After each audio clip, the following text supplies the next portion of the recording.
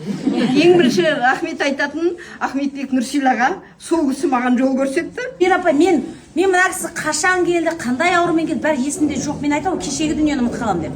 Айтамын, бір есімде қытайский массажға бар деп біреу жіберіп, сол маған жеткізіп. Солай ғой? Иә. Сіз маған келген кезде білесіз ба, толық апа боласыз. Иә. Оқу бітірулеріңізбен, білім алуларыңызбен. Енді өзім жайлы айта кетейін қысқаша. Менің атым Мөнира, пенсиядамын. Осы жылы февральдың басында мен Жантаңге барған, білетін шығарсыздар Жантаңге. Содан кейін ол кісіге барып жақсы болдым, бірақ аяғым ауыра берді. Енді менің организмде протрузия, грыжа, сахар, өтте тас, бүйректің ауруы, содан кейін жүректің ауруы, щитовидканың ауруы көп енді айта берсем. Самый основной айтайын деп айтып жатырмын. Содан кейін сол Нұрсилаға барған кезде, Ахметбек Нұрсилаға барған кезде мен ол кісіге айттым, мына что-то мен аяғым жазылмайды, жақсы немене алам, бірақ қайтадан суға түскен аяғым тоңады да, қайтадан аяғым ақсаңдап қалады, жүре алмай қалам. Соны ол кісі менің тамырымды ұстады да айтты, сіз деді Қытайдың жақсы нүктелі массажын тауып алып соған барыңыз деді. Ешқандай грыжаға, протрузияға операция жасамаңыз, менің ауырым тура сіздің ауырыңыз сияқты болсын деді. Содан мен осы Астанаға келген, өзім Астанада тұрамын. Астанаға келгеннен кейін ал давай жүре. Бармаған жерім болмады. Хиуан дегенге бардым, Мягинге бардым, одан кейін тағы бір тибетский неменеге бардым, одан кейін магниводород іштім. Ешқандай көмек болмады. Содан кейін әмбесінде менде ұйқысыздық болатын. Түн болады, ұйықтай алмайтын. Жұмысқа келсем де ұйықтай алмай, таңғы сағат 3-2-ге дейін жатам. Одан кейін 4-ке таман барып қалдырап ұйықтайтын. Қандай шаршап келсем де ұйықтай алмайтын. Содан кейін сол ұйқысыздықтан сотканы шұқылай бересің ғой енді. Осыдан кейін ұйықтап кететін шығармын. Сөйткен кезде мына кісіні тауып алдым. Одан ақырая бұл кісінің инстаграмын тауып алдым да. Тұрсынгүл деп жаздым, айтуды аты Тұрсынгүл деп шығады. Тұрсынгүл деп жаздым, соны Тұрсынгүл деп шықты. Содан кейін мен бұл кісіге бір келдім сентябрь айында. Сентябрь айында келгенде 60-тан асқан адамды қасында кісі болса алмайды екен. Содан мына кісіге нұрсы бұрсып қойып. Қасында кісі болмаса? Иә, қасында кісі болмаса. Өйткені ол дұрыс екен, мен соған за болдым. Әкең осы үйде пет қалғам. Жындан боқтық. Иә. Ұрысып алдым өзімен. Еще Айгүлмен ұрысыстым. Кірмейсіз, отырмайсыз. Неге отырмаймын? Отырамын, кірем деп бой бермесіне кіріп отырып алдым. Содан кейін қайтадан былай шыққаннан кейін өзім ойладым ғой. Шында да обострение беретін болса, бұл кісінің айтқан дұрыс екен ғой. Қасымда бір кісі болу керек екен. Содан үйде қызымды 5 айлық баласы мен болмай 17 октябрь қайта келіп, міне содан 33 келіп, 33 ем алдым. Емнен кейін сахарым түсті. Сахарым 15 болатын, қазір 4-5. Грыжа, протрузиям кетіп қалды. Осы таяуда ортопедке бардым. Қызық. Ештеңе деп айтқан жоқпын, просто бардым приемға. Өзім история болезньдері өзім қолымда ғой. Содан кейін жаңа дәптер қайтадан аштым, бардым. Бардым да, ана кісі енді ұмытып қалады ғой, ана кісі сияқты. Көп кісі барады сіздер сияқты приемға. Содан ол кісі немене деді маған? Неге келдіңіз деді. Мен айттым, арқам ауырады, белім ауырады. Содан кейін қарап алды да маған айтты, арқаңызда түкті жоқ.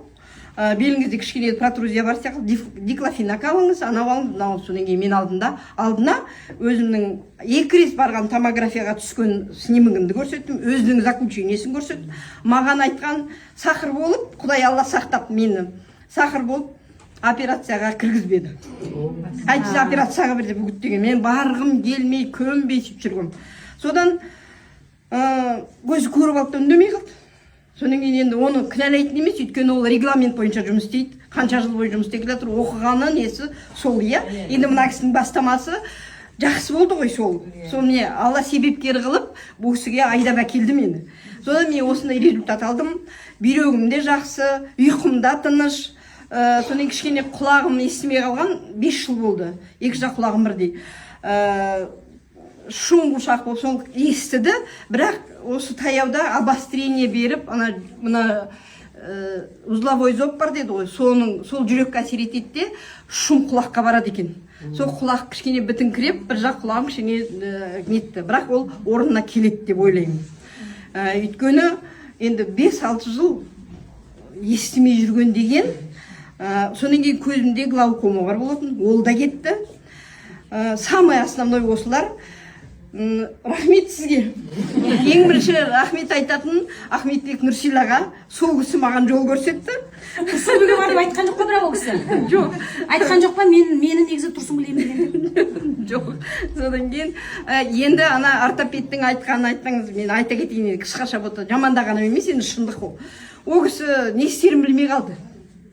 Өзі менен кіші шығар, 50-де ме, сондай жігіт енді. Содан үндемейді. Содан кейін бірақ мен айттым, мен осындай Тұрсынбүл деген кісіге бардым, содан лечение алдым.